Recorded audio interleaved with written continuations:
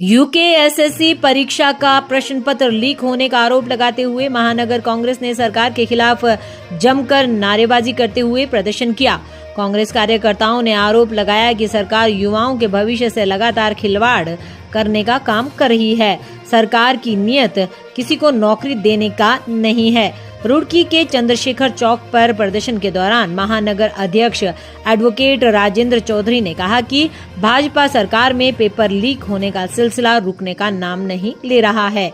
उन्होंने कहा कि युवाओं को नौकरी देने के पक्ष में सरकार नहीं है, इसलिए इस प्रकार के कृत्य लगातार सामने आ रहे हैं। उन्होंने कहा कि पेपर शुरू होने के 35 मिनट बाद ही प्रश्न पत्र सोशल मीडिया पर वायरल हो जाता है और सरकार एवं संबंधित विभाग इस मामले में किसी प्रकार की जिम्मेदारी लेने को तैयार नहीं है। उन्होंने कहा कि सरकार लगातार युवाओं के भविष्य के साथ खिलवाड़ करने का काम कर रही है। जब युवाओं को वह नौकरी नहीं देना चाहते तो इस प्रकार की परीक्षाओं के आयोजन की क्या जरूरत है। साथ ही दोषियों पर कड़ी कार्रवाई करने की मांग की गई है। इस मौके पर बड़ी संख्या में कांग्रेस नेता और कार्यकर्ता मौजूद रहे। महानगर कांग्रेस कमेटी के द्वारा उत्तराखंड की भाजपा सरकार पर आरोप लगाते हुए उत्तराखंड सरकार का पुतला दहन किया गया है। इसके साथ ही भाजपा सरकार के खिलाफ जमकर नारेबाजी की गई है। आज हमने अधीनस्थ लोक सेवा आयोग उत्तराखंड यूकेएसएससी और राज्य सरकार का पुतला दहन बहुत मजबूरी में किया, क्योंकि पिछले 9 साल की सरकार में ऐसी कोई भर्ती नहीं है, ऐसी कोई नौकरी नहीं है जिसका पर्चा लीक ना हुआ। और बहुत दुख की बात है कि सारे लीक हुए पर्चों के मामले में भाजपा के नेता, कार्यकर्ता और ऐसे लोग इन्वॉल्व रहे जिनके बड़े नेताओं से संपर्क रहे।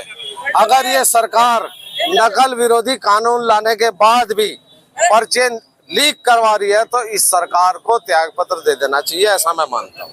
क्या होगा? बात अन्याय है। हमारे प्रदेश अध्यक्ष करण महाराज जी के निर्देशानुसार और हमारे प्रभारी कुमारी शैलजा जी और सुरेंद्र शर्मा जी के निर्देश अनुसार हम युवाओं को सपोर्ट करने के लिए इस पुतला दहन कार्यक्रम का हमने आज आयोजन किया है। और मैं आप सभी के, चूंकि आप जिम्मेदार चैनल वाले हैं, मैं आपके चैनलों के माध्यम से एक अनुरोध करता हूं कि जो युवा है उसका दर्द आप जो है जनता के बीच लेके जाएं। आखिर ये सरकार युवाओं को नौकरी क्यों नहीं देना चाहती?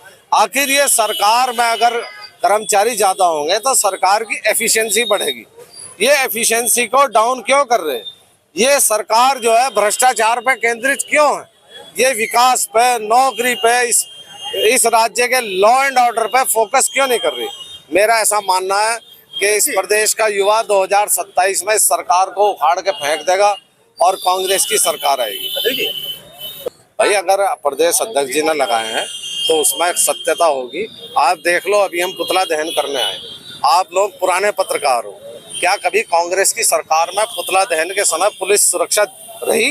कभी उन्हें रोका गया? अगर पुलिस यहाँ खड़ी है और वो हमें हमारे लोकतांत्रिक अधिकार से रोक रही है तो फिर नीचे से लेकर ऊपर तक गड़बड़ तो है।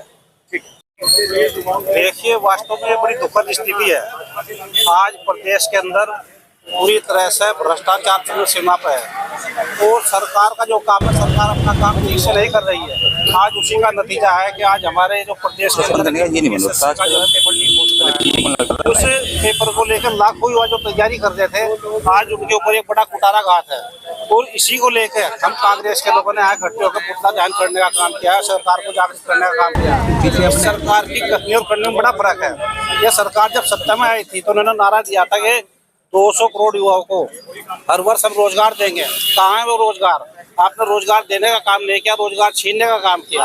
आपने कहा कि भ्रष्टाचार मुक्त सरकार, लेकिन मैं समझता हूँ कि आज उत्तराखंड के अंदर सबसे ज्यादा भ्रष्टाचार है। तो इस तरह के कार्य सरकार के हैं और मैं समझता हूँ कि आने वाले 2027 में इसका करारा जवाब जो युवा हमारे जो इस पेपर की तैयारी कर रहे थे, आज उनके अंदर हताशा है, उसका निश्चित रूप से कांग्रेस पार्टी के साथ मिलकर उसका जवाब देने का काम करेगा।